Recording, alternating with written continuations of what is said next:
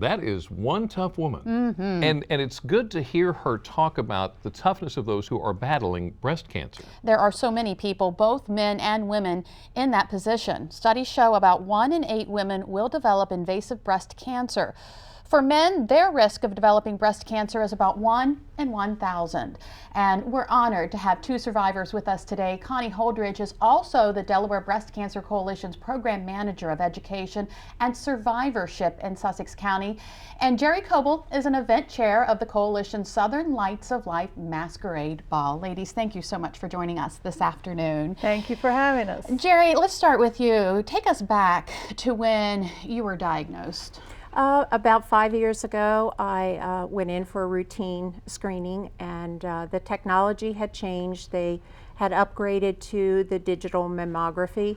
You know, I was, well, it's at that time again. I can just kind of, you know, float on in, and it's no big deal. Much to my surprise, I was called back, and the radiologist came out, sat down, and said, we're going to refer you to a surgeon. I see some new imaging that wasn't there the last time.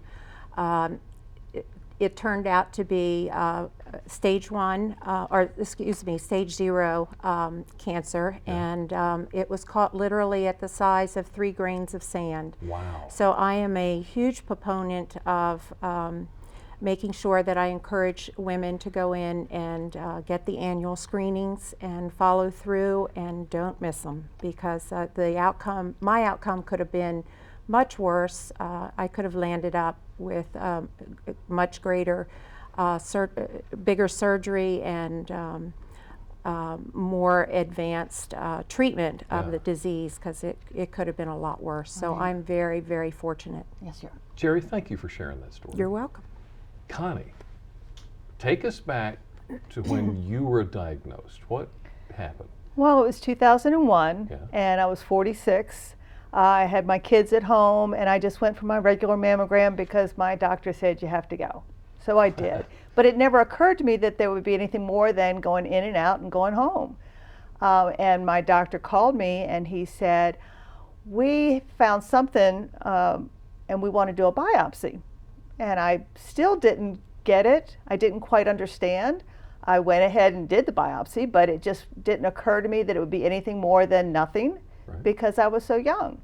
And when the doctor told me that it was cancer, I lost it. I completely, my mind went blank. I remember thinking, it's my birthday, and you know that this is my birthday. Why would you do that? But it's a horribly scary thing to be told that you have a potentially life-threatening disease. How did your family take the news?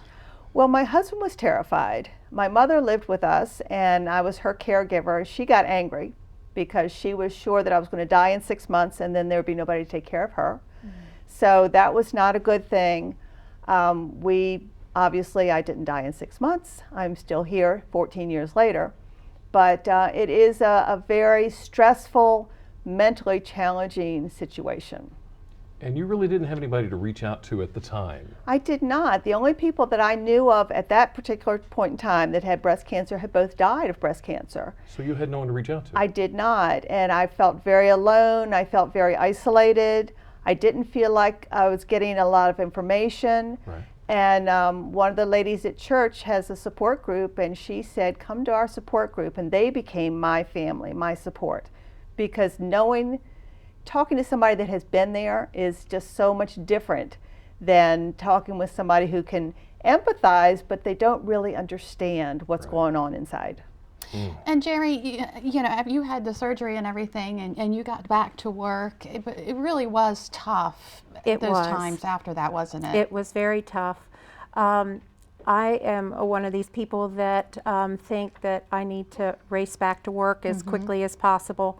And after my surgery, I developed there was a question with a minor complication, and I wasn't sure who I could turn to. And someone had told me about the Delaware Breast Cancer Coalition and that they had an office in Dover where I work.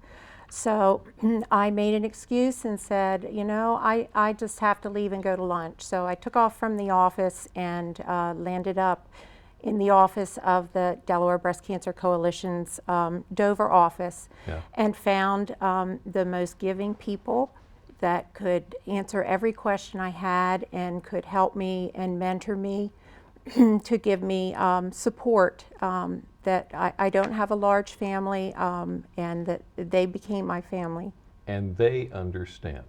Now, the coalition couldn't do all this without the support of the community, right? No, they absolutely could not. And you've got something set up for that. We do. Tell us about it. We have the 11th annual Southern Lights of Life. I'm very blessed to have been the co-chair of this event for the 4th year this year, with Dr. Michelle Dominique. It's coming up on February 28th at Dover Downs. It's a beautiful evening of living and giving, and this year we have changed the format a bit. It's going to be a masquerade ball, and we have a wonderful gourmet meal planned. We have a huge silent auction and some fantastic live auction gifts that will be up, and the proceeds from the event support the Kent and Sussex and surrounding out-of-state regional areas. It's a great time for survivors to get together and celebrate. And the event is Saturday, February 28th, 6 p.m. to 10 p.m. at the Dover Downs Hotel and Casino. 302-672-6435 for more information. For ticket information or more details on the Delaware Breast Cancer Coalition's Southern Lights of Life Masquerade Ball, go to WBOC.com. Click on our picture at the top of the page. Jerry, thank you.